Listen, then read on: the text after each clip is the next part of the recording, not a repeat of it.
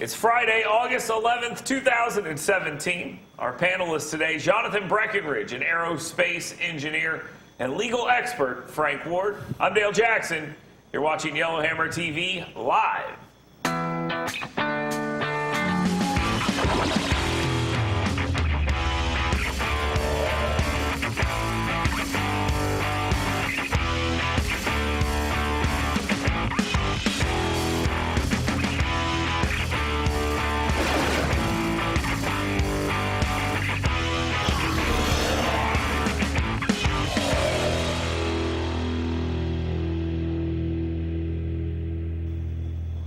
Welcome to Yellowhammer TV Live. We have a lot to discuss today. Plenty happening in the Alabama Senate race, so we will discuss that. Also, Donald Trump continuing his war of words, which kind of seemed one-sided with Mitch McConnell, and we've got a whole lot more, including a law in Alabama found unconstitutional involving teachers and their sex assault victims. So let's talk a little bit about that as well. We'll do it in the headlines.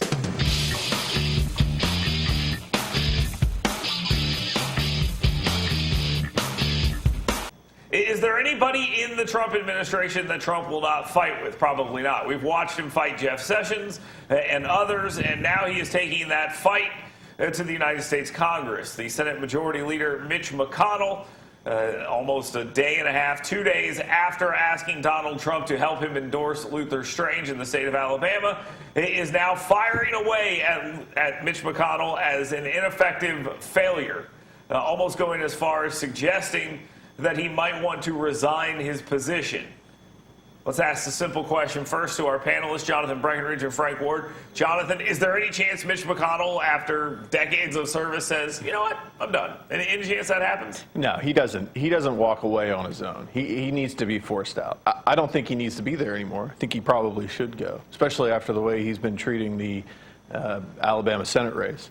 But I don't. There's no way he would go on his own. You know, the question's been asked, and Frank, I guess I'll ask you this. Is there anybody there that would have got a different response on the repeal and replace than what we saw? It's not as if Mitch McConnell didn't want this thing. Murkowski, Collins, and John McCain, those three individuals are all senior folks. Mitch McConnell leaned on them. It's not like he didn't try here.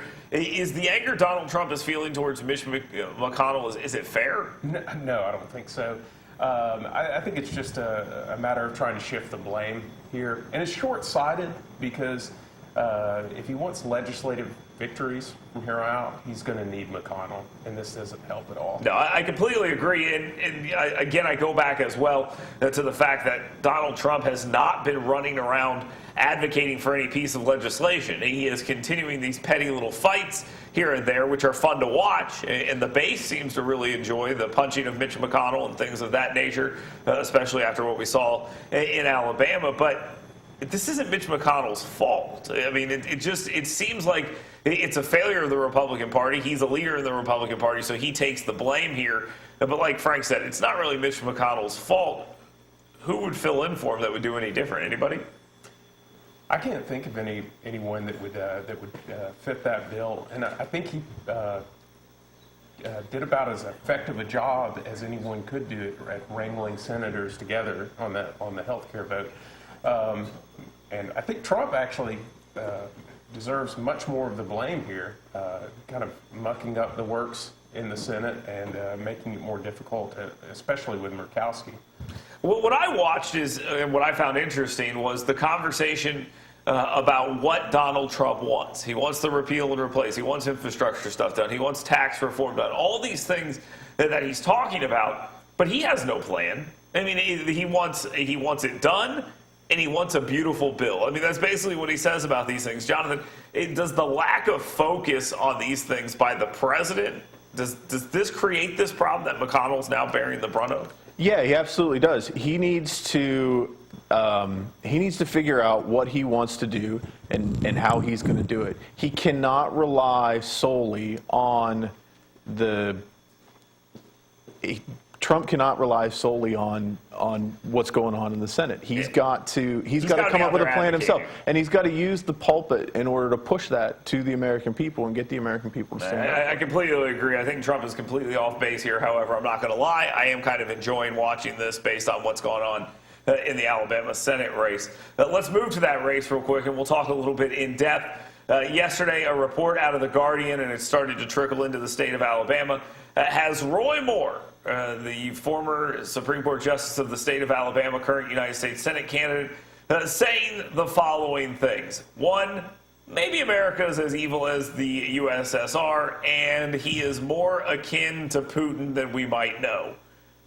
What in the world is Roy Moore doing, Jonathan? Here we are, a weekend before the election starts on Tuesday, and we have Roy Moore saying, I'm more like Putin than you think. The USSR is evil, but America's done some evil stuff too. What is this? I have no idea what he's talking about. And I think it just goes to show that he doesn't know what he's talking about. He needs to get it together and figure out what he actually stands for instead of just going out there and saying random things for no reason. Yeah, comparing himself to Putin as a positive thing is just absurd. And forget about how absurd it sounds. Just how stupid is this politically? I mean, he's whenever writing. you think about Donald Trump, nobody goes, I like Donald Trump and I like Putin. Nobody's saying that, right, Frank? No, I mean, it's politically, it's not smart at all. But I think what it shows is a profound ignorance, I hope it's ignorance of world affairs, because if you're going to compare yourself to Putin, I'd much rather you simply be ignorant than that you legitimately know his history and how he's conducted himself and the brutal repression in Russia, and still say, yeah, I kind of see myself in the guy in myself. I mean, his handlers have got to be slamming their heads on a desk because he is writing the attack ads against him himself. It's too late, I think, I don't think you'll see this. Not after the runoff. If he makes the runoff, I mean, I guess you could. The thing that I find most odd about this is, and I've said this before, I honestly believe Roy Moore has lost a step. And I'm not saying he has dementia or anything like that, but I've dealt with this guy for 10 years now. And in the last couple of months, I've seen something from him. He got mad when people asked him who the Dreamers were. We've talked before, Jonathan, about how he didn't know what the SLS system was, the space launch system here in North Alabama. He's just taken some erratic positions. He pulled a gun at a political event in order to show that he was pro-Second Amendment. Is it the gay thing? I mean, honestly, this is just my question. When I hear the thing about Putin, one of the questions that they sort of talked to him about was the focus of evil in the modern world might today as well be applied to the United States. You quote, you could say that about America, couldn't you? We promote a lot of bad things. Asked for an example, he replied, same-sex marriage. Now, this is a Republican primary in Alabama. Is this over same-sex marriage? Did I miss something? Luther Strange and Mo Brooks and Tripp Pittman and all the other guys, are they out there waving gay pride flags? Did I miss this? Well, why is Roy Moore focusing on this? I have no idea. It makes no sense. It might be one thing if it was a contended race between the Republican and the Democrat, but everything I've seen says that there's no chance a Democrat's going to win this. There's no reason to bring this up. It just makes people angry. And it, quite frankly, puts Alabama in a bad light. When it was pointed out to Moore, this is from The Guardian, when it was pointed out to Moore that his arguments on gay rights and morality were the same as the Russian leader, he replied, well, maybe Putin is right. Maybe he's more akin to me than I know.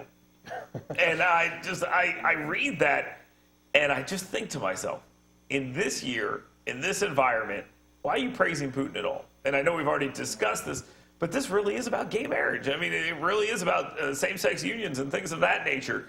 It's a personal hang-up of his. Yeah, has been for a long time. So he sees everything through that lens. Is this a path to victory in a Republican primary? You wouldn't think so, but look at his polls. Yeah, maybe it is. We'll see. And the thing that I found funny is the mainstream media did not touch on the gun thing. They did not touch it. It was in Breitbart. Nobody else touched it. It'll be interesting to see how much coverage this other side of the story gets on this side. This is a story from The Guardian. We'll see what happens with this story. This has a much sexier angle to it because Putin, Russia, and all this other stuff. All right, let's move on. Let's stay with an international issue.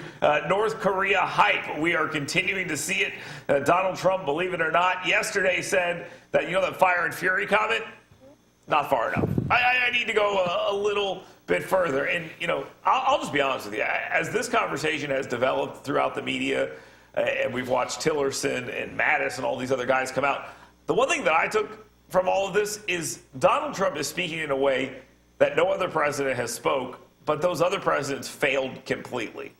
Donald Trump has taken a ton of heat, but just continues walking directly into it.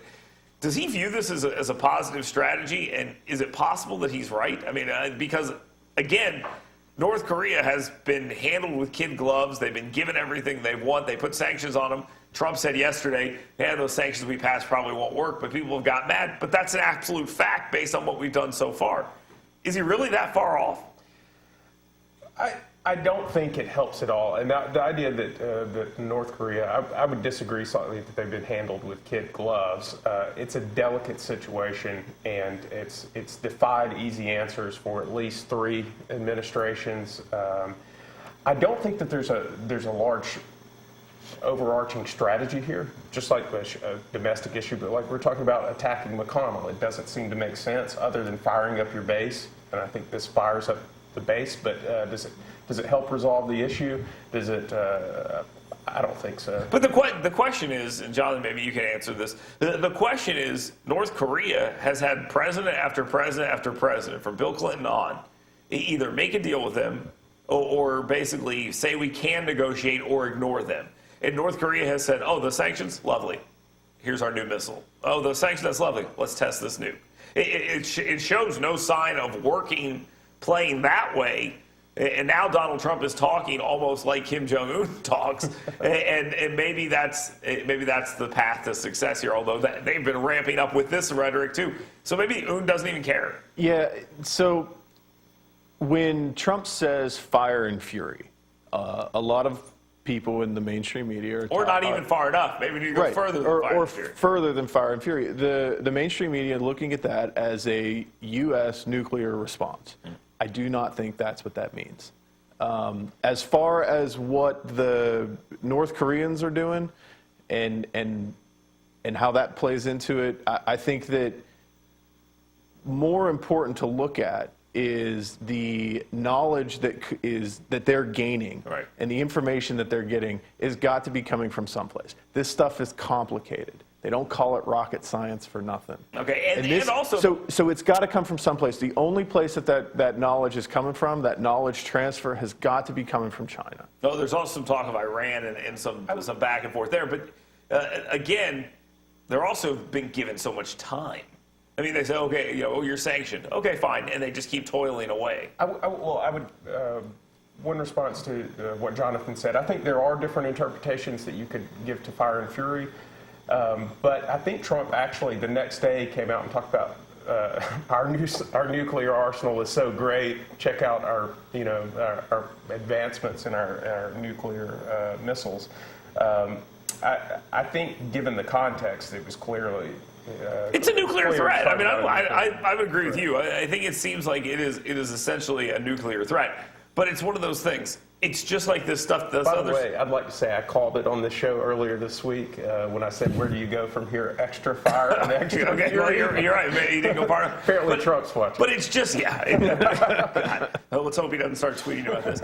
So it reminds me sort of the Putin conversation that we were having earlier, and all this talk. He thanks Putin jokingly, hey, thanks for getting rid of those 755 diplomats. Nobody thinks he's serious about that. He's kind of just shooting from the hip. Donald Trump's defenders and critics say don't take him literally. And then when it's convenient, now we're going to take him literally. I mean, is he literal? Is he being literal? I mean, here's the question. Jonathan says he's not being literal. Frank, you say he is being literal. No, I don't think he is being literal, but I think he enjoys the fact that people are going to get spun up and think he's literal. And including the North Korean dictator? Well, I thought you were talking about the issue. All of it. I'm just talking about him as a strategy in general, spinning people up. That's what he likes to do. And the North Korean dictator's getting spun up to the point where he's saying, oh, okay, here's four missiles that we're going to send towards Guam, which is a suicide mission for the North Koreans. So if you dig into the data on what came out of the latest ICBM test out of North Korea, that test was not a complete success. There was a significant failure in that test because the payload did not reach the surface. That payload broke up about 3 to 4 kilometers above the Earth. There's data on that.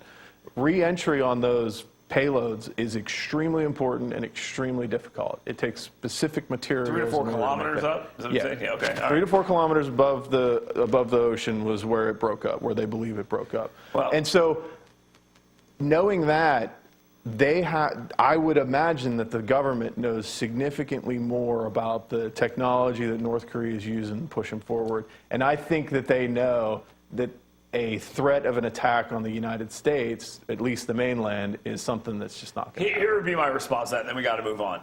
You know, they say close only counts in horseshoe hand grenades and nuclear bombs. I mean, if you're setting off a nuclear bomb 3 to 4 kilometers up, you're still going to have a problem, correct?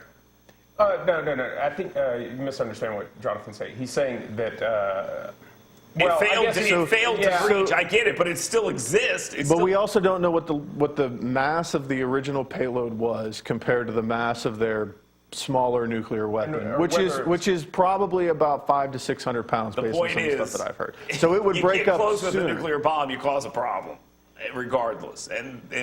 They don't have to be perfect. No, they don't have to be perfect. But I think and Jonathan's the scientist or the engineer here. You could have a situation where it was likely compromised even before it exploded. Okay, all right, fair enough. All right, let's move on. Frank, Jonathan's the engineer. You're correct. You're the lawyer here. So I wanted to bring this story up. A North Alabama judge has declared a state teacher-student sex law unconstitutional. All right, fair game. Go ahead. It's unconstitutional. Now, the reasoning is pretty simple here, and you'll know this more than I do. They're of age, and they're basically saying just because of their job doesn't mean they can't get together, which is a terrible thing. But these people can still be fired for this. They just can't be prosecuted. Is that the gist here? Yes, and there's a little more nuance to it than that, but I think that's the general thrust of it. The defense attorneys, I think, were essentially arguing under Lawrence v. Texas that it was intruding on the right to privacy of two adults. Right. Yeah, I mean. Well, and they point out if you read the brief that in Alabama a 16-year-old, someone age of consent, is not technically a child even though they're not an adult. It's clear from reading the judge's order he didn't want to have to reach this result. Right. He just had a problem with the way the law was crafted and what it says.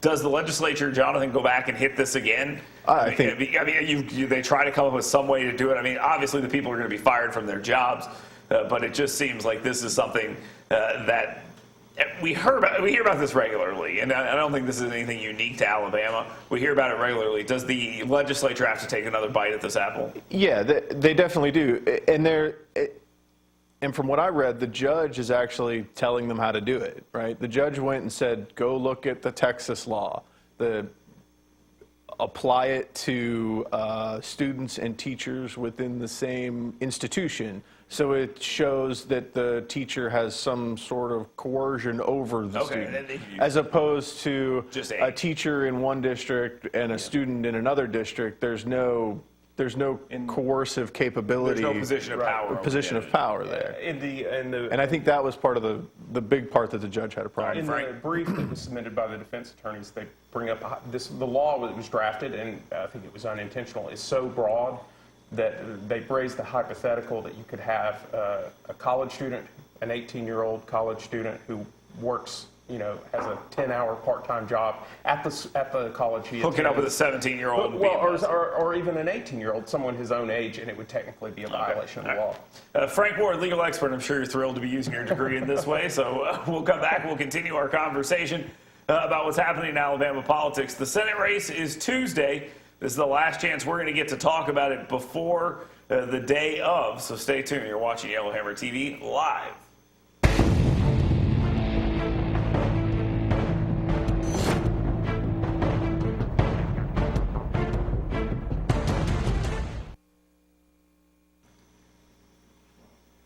Welcome back to Yellowhammer TV Live. Jonathan Breckenridge, Frank Ward with us this morning. Let's talk a little bit about the Alabama Senate race. The first round, the primary, is on Tuesday. And we have seen a couple of things happen in this election over the last week. Of course, the Donald Trump endorsement is a big deal. But it's funny, the endorsement of Luther Strange doesn't really seem to be impacting a poll that was taken halfway through this. It was halfway done when this endorsement took place. It's just been released. Roy Moore is leading the pack with 30%. We already talked a little bit about Roy Moore. Luther Strange with 22% and Mo Brooks with 18%. Even though it's halfway through, I thought the Trump endorsement would have a bigger impact on this. Maybe it will down the road as people tune in at the last minute and they're told to get out there and go vote. Are you surprised by this? I would think it would have a little more impact, but then again, it is kind of late, and that people have, I think, for the most part, made up their minds. Is that baked in, the Trump stuff? I mean, the Trump endorsement's going to matter, and Luther Strange is, I'm sure, thrilled to get it. Jonathan, is this stuff just baked in or already? I think so. I think the people who would vote for Strange are the ones that would care that Trump has endorsed him. And so I don't think the Trump endorsement gains him any additional votes. And Trump's been getting killed on this by Hannity, by Levin, by Ann Coulter, by all these other people who have already endorsed guys like Mo Brooks. Here's what I find interesting about these numbers amongst Republicans, if you dig a little deeper here. 56% of Republicans view Moore favorably. He's the only one with a net positive favorability rating. 46% had a favorable view of Strange, while only 39% said the same of Mo Brooks. That tells me those earlier attack ads are working, because most people would have no opinion of Mo Brooks in other parts of the state throughout this election. They got two instances where they got to see him. One where he was almost killed, and one where where he doesn't like Donald Trump. Again, disingenuous ads clearly working here. So Mo Brooks has a weekend to make this up. Can he get into the race? If he's down only 4. Well, I think it's technically within the margin of error of the poll, yeah, but it's not a good sign. I think it depends on. Not a good sign for who? Hold on. Not a good sign for who? It's not a good sign to be 4 points down. Okay. Even if From it's within the margin of error. Okay, so go ahead. So 4 points down from second place, right? So he's. You got to get in second. And so I think it all comes down to how many people from North Alabama show up to vote. Yeah, I think that's true. It's not just voter turnout, it's voter turnout in North Alabama, the people who know who Mo Brooks is. Now, I want to ask you a quick question here. I asked my wife this, who's smarter than all three of us. She's got an MBA from Alabama and an engineering degree from Auburn. So we were discussing this story. There's a story about Shelby staffers, 7 of them, changing their Facebook profile within 40 minutes of each other. The story goes on to lay out exactly why that's a problem, and if someone in Shelby's office said, hey, change your profile picture to I'm with Big Luther, you see it there on the screen.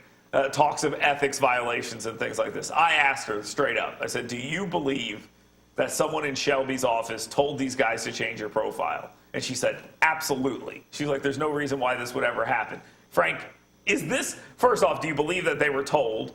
And secondly, does this strike you to the level of an ethics violation where you're using government in order to influence elections? I don't know. It's chintzy. Don't get me wrong. I mean, I agree with. Maybe technically, but it doesn't have the ick factor that. It's not sexy. But here's the real question, Jonathan. But you're right. Cindy is smarter than all of us. Okay, that part is true. But here, I guess, is the real question, Jonathan. Is it worth it? Who's looking at these 7 Facebook pages and is like, oh, okay, well, I'm going to vote for it? I mean, why do stuff like this? So it doesn't make any sense. It's a silly thing. I think that they did tell him to do it. Yeah. I completely agree with Cindy on it.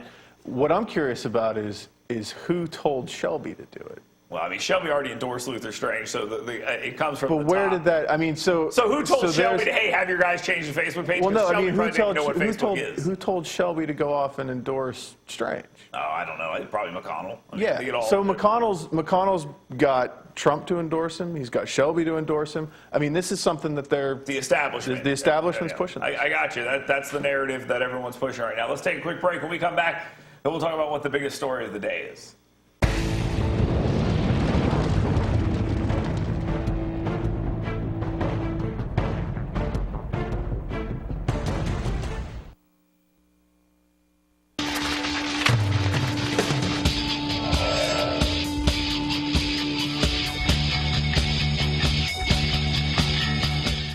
back to Yellowhammer TV Live. Let's talk about what's today's biggest story. Jonathan, you're up first. What's today's biggest story for you? So the biggest story for me, I heard today that apparently there's a new unit of time called the Scaramucci, which is 10 days long. All right, Frank Ward, what's the biggest story of the day for New you? York Times is reporting there's been major advancements in genetically engineering pigs for organs that can be harvested for human use. So you get a pig heart. Right. If you kill your heart by eating pork and bacon and all this other stuff, you can then The get pig is going to help you on both ends. Okay, all right. The biggest story for me today is sticking on this Google issue we've been talking about for a long time. They had a town hall scheduled, and they canceled the town hall because, believe it or not, people involved in that town hall were afraid that if they said something, that it would get out to the press, and then they would get in trouble. The CEO wants them to know that he doesn't understand why they're worried about this, except for the fact that they fired someone for this exact reason. Hey, thanks for spending some time with us here on Yellowhammer TV Live. We'll be back next Tuesday. Thanks for watching.